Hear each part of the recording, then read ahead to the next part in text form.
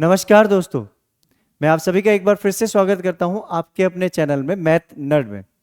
जैसा कि मैंने आपसे प्रॉमिस किया था कि हम क्लास 9 से लेकर 12 तक के सारे मैथ्स के चैप्टर्स को डिस्कस करेंगे हमारे चैनल पे। तो हमने क्लास 11th का वीडियो अपलोड कर दिया है और हम जल्द से जल्द अब 9, 10, 11, 12 सबके वीडियोस 1 बाय 1 अपलोड कर रहे हैं। तो अगर आपने हमारे चैनल को अभी तक लाइक, शेयर और सब्सक्राइब नहीं किया है तो पहले उसे आप लाइक, शेयर, सब्सक्राइब करना ना भूलें। तो बेसिकली दोस्तों, ये जो चैप्टर हमारा है, ये chapter 1 real numbers class 10th का बोर्ड एग्जामिनेशन में 6 मार्क्स का पूछा जाता है। देखिए, आपने कई और चैनल्स देखे होंगे वहां पे, लेकिन आपको सिर्फ ये बता दिया जाएगा ये टॉपिक है, ये है। यहां आपको सारी चीजें बताई जाएंगी, कौन सा क्वेश्चन एग्जाम में आएगा, क्या वेटेज होगा, कैसे उसको पढ़ना है। तो आप सारी चीजें हमारे ऊपर छोड़ दीजिए और फुल मार्क्स की गारंटी हमारी है, ठीक है। तो हम देखने जा रहे हैं आज हम basic concepts of real numbers and HCF and LCM. तो चलिए बिना टाइम वेस्ट किए हम डिस्कस करने जा रहे हैं इंट्रोडक्शन ऑफ रियल नंबर्स। जैसा कि आप लोगों ने रियल नंबर्स के बारे में लास्ट क्लास में पढ़ चुके हो, real numbers are those numbers which can be represented on number line. और अगर मैं थोड़ा सा इसको और स्पेसिफाई करूं तो रियल नंबर्स हमारे हैं rational and irrational numbers, rational numbers and irrational numbers. अब अगर आप लोगों को मैं यहाँ पे एक ब्रीफ इंट्रोडक्शन दे देता हूँ शॉर्ट में। अगर आपको इसके बारे में और अच्छे से समझना है तो हमारे चैनल पर आप क्लास 9th का चैप्टर 1 नंबर सिस्टम देखना ना भूलें, जिसके अंदर हमने रैशनल और इरेशनल को बहुत अच्छे से समझाया है, ठीक है। तो यहां हम बात करते हैं रैशनल की। ब्रीफ इंट्रोडक्शन देता हूं मैं आपको। रैशनल नंबर में हम पढ़ चुके थे the numbers which can be represented in the form of p by q, where p and q are integers and q is not equal to 0। ये हम पढ़ चुके हैं। सेकेंडली हमने पढ़ा था वो सारे नंबर्स जो टर्मिनेटिंग डेसिमल हैं, जैसे 2/5, ठीक है, जिसको हम लिखेंगे क्या 0.4। तो डेसिमल टर्मिनेट हो रहा है।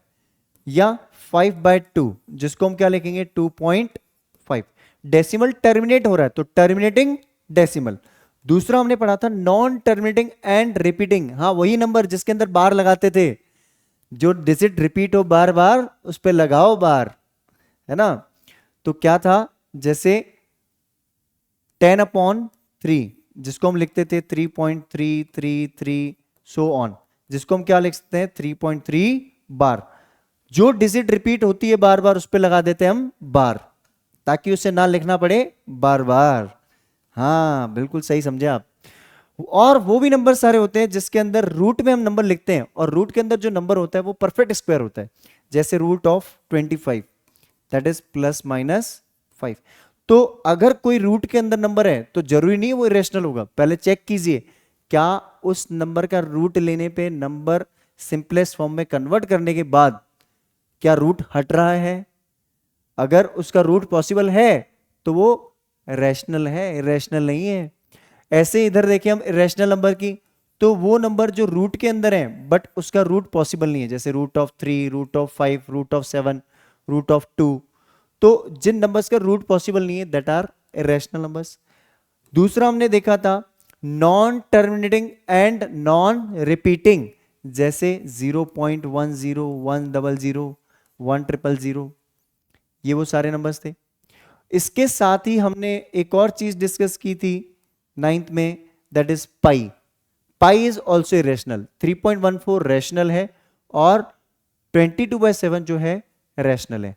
अगर आपको इसके बारे में और डिटेल में पढ़ना है और डिटेल में समझना है तो आप हमारे चैनल पर क्लास 9th का वीडियो देखना ना भूलें। तो चलिए आगे डिस्कस करते हैं जो हमारे लिए कुछ इंपॉर्टेंट चीजें होने वाली हैं। आज का हमारा इंट्रोडक्शन होने वाला है एलसीएम, एचसीएफ और कुछ जो हमारे नंबर्स होते हैं उनके बारे में। फिर हम लास्ट में एक्सरसाइज भी डिस्कस करेंगे, बट नेक्स्ट पार्ट में, पार्ट 2 में, और पार्ट 3 में प्रूविंग द इरेशनल नंबर्स, ठीक है। तो अब देखते हैं हम इसके बारे में। हमारे पास यहां पे टाइप्स ऑफ नंबर्स की बात करते हैं हम।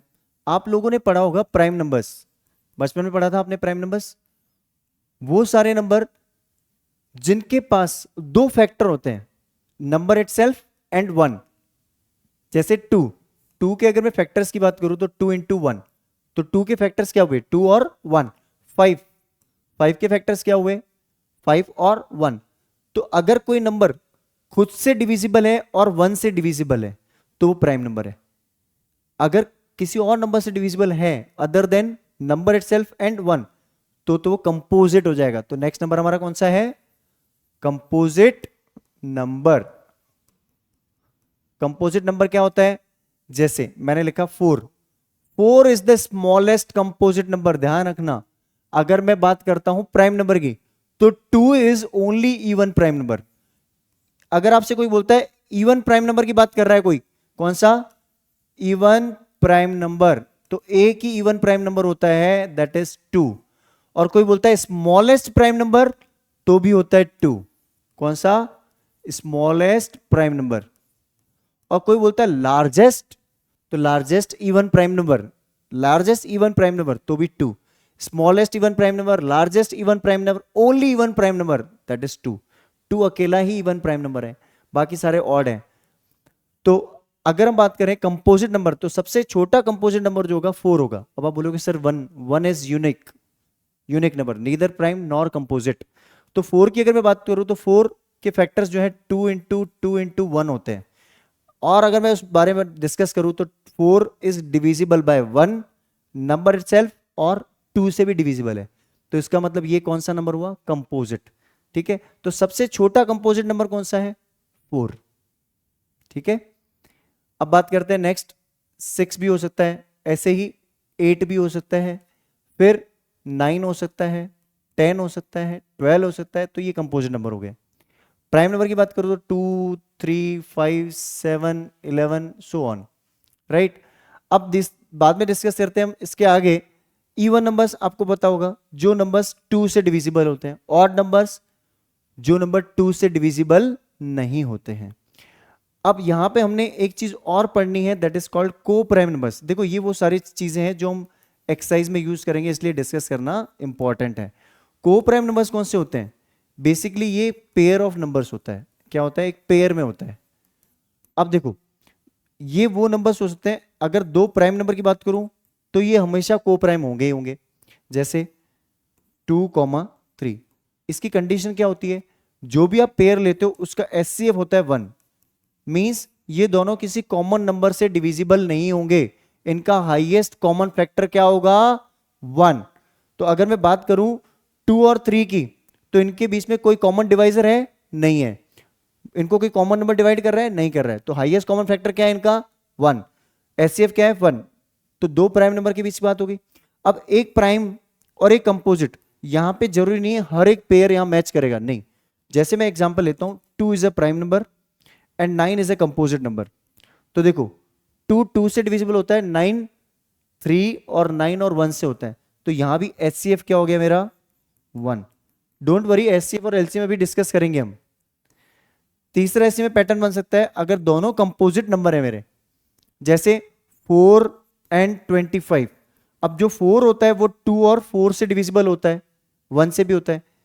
और 25 5 और 25 से होता है। तो यहां भी हाईएस्ट कॉमन फैक्टर क्या है? 1। आई बात समझ में? तो prime number, composite number and को प्राइम नंबर्स। अब बात करते हैं हम नेक्स्ट एचसीएफ और एलसीएम की। एचसीएफ को बेसिकली हम देखिए, एचसीएफ को बेसिकली हम बोलते हैं हाईएस्ट कॉमन फैक्टर। पता ही होगा आपको, हाईएस्ट कॉमन फैक्टर। ठीक है, अब कभी कोई वर्ड प्रॉब्लम आती है तो वहां पे अगर लिखा हो मैक्सिमम, क्या लिखा हो? किसी वर्ड प्रॉब्लम में वर्ड लिखा हो मैक्सिमम,